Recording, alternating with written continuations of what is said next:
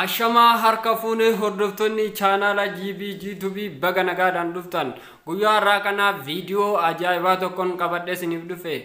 Miiseejii nama tokko akkamitti akka to'achuu dandeessan. Miiseejii yeroo to'attan koodiin teelee irraa waan ergamuuf kan akka feesbuukii, iimoo, wantoota onlaayiniidhaan wal qabatanis koodii teelee irraa ergamu san fayyadamtanii bilbila nama tokko guutumaan guututti to'achuu ni dandeessan. Kana qofaa miti koodii biraa koodii ajaa'ibaa bilbila namni yeroo isiniif dawwale nama biraa wajjin haasa'aa yoo jirtan akkamitti koodii kana fayyadamtanii nama san jalaa kaastanii akkam akka tursiistan isinitti agarsiisa. Koodiidhaan ajaa'ibaa kan bilbila keessaniin kontirool gootan chaanaala kanarraa ni argattu. Viidiyoo kana jalqabuudhaan dura namoonni yeroo jalqabaaf gara chaanaala kanaa dhuftan sabiskiraayib gochuudhaan maatii chaanaala kanaa ta'a nan deebi'aa na eega.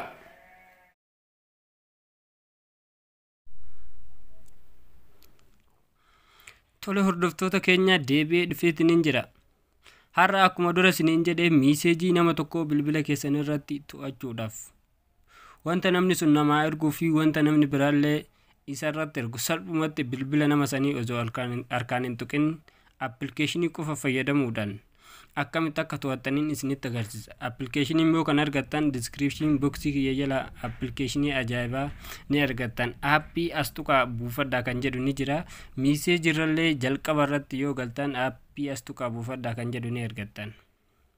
Namoonni biyya alaa jirtan immoo koodii appilikeeshinii malee koodiidhaan akkamitti bilbila nama tokkoo xalaftan. Sababni isaa Itoophiyaa keessatti koodiin baay'ee waan hin dalanneef akkamitti akka koodiidhaan xalaftaniin isinitti agarsiisa. Hamma dhumaatitti na faana tura. Appilikeeshinicha akkuma buufattanii keessa galtanii appilikeeshinichi keessi isaa akkana fakkaataa iddoo OK jedhu kana yeroo tokkoof gari ni cuqaastanii haala kanaan sinifaa ammas OK bakka jedhu kana gadi dhooftan. Haala kanaan karaa ittaanutti ni darbitanii dan kan jedhu kana yeroo tokkoof gadi ni dhooftan. Erga asitti sinifa namaa mallattoon pilaasii bakka jiru kana gad dhooftan. SMS kan jedhu kana irratti ni dhaattanii haala kanaan lakkoofsa bilbilaa keessan yookaan iimeelii bilbila keessanii iddoo kanatti ni galchitanii ani lakkoofsa bilbilaa kiyya itti galchee isinitti agarsiisa.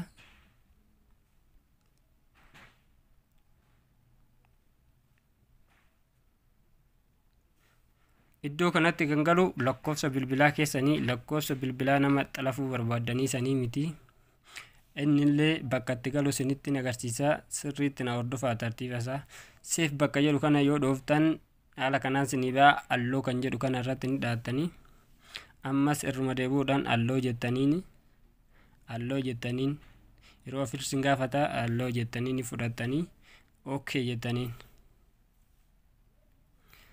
दोस्तों आपको पता हो beeksisa isinitti dhufaa. Beeksisni akka dhumatu obsaanii eeddanii erga beeksisni isinitti dhumatee haala kanaan sinifaa ammas bakkitee sararri sadi jiru kana dhattanii gadi cuqaastan incoming messages kan jedhu kana irratti dhaattan haala kanaan sinifaa save kan jedhu kana ni dhooftanii alloo jettaniin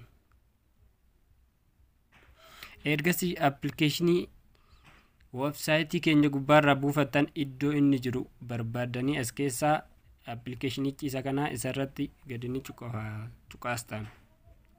Haala kanaan notifikashinii isaa ni bantanii notifikashinii isaa on gootan alloo jettaniin ergasii duubatti irraa deebitan appilikeeshinicha keessatti deebitan.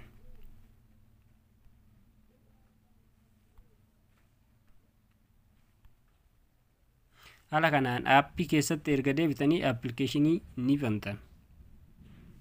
Filters kan jedhu kana irratti yeroo tokkoof ni dhaattanii ammas irra deebitanii mallattoo pilaasii kana gadi cuqaastan. Notification isa jedhu kana ni banattanii iddoo kanatti miiseejii lakkoofsa bilbilaa nama miiseejii isaa xalafuu barbaadanii san ni barreessitan.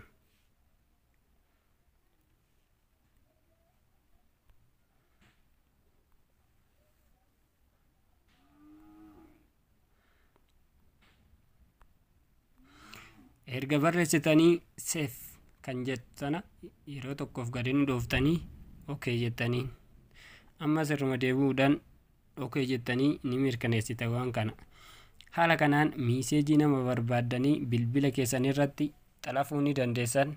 Miiseejii yeroo xalaftan koodiin teelee irraa waan ergamuuf salphumatti miiseejii koodii isa fayyadamtanii iimoo isaa feesbuukii isaa xalafuu ni dandeessan.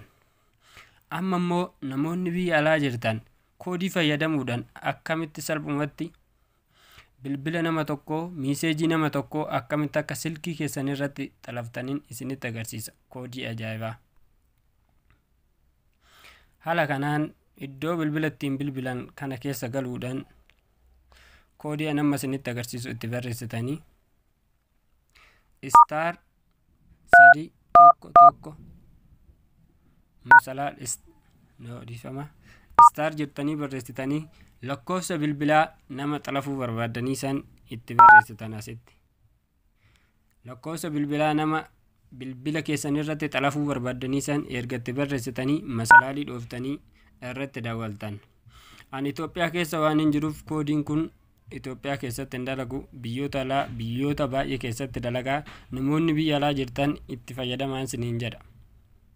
Amma immoo koodii waitingii ittiin tursiistan bilbila keessan nama sadiin namni tokko akkamitti taa'ee dhaggeeffatee aga nama biraa keessummeessitanii sin eeggatu toorarra akkamitti koodii ittiin tursiistanii isinitti agarsiisa. Star 43 masalaal gootanii barreessitanii irratti daawwaltan. Haala kanaan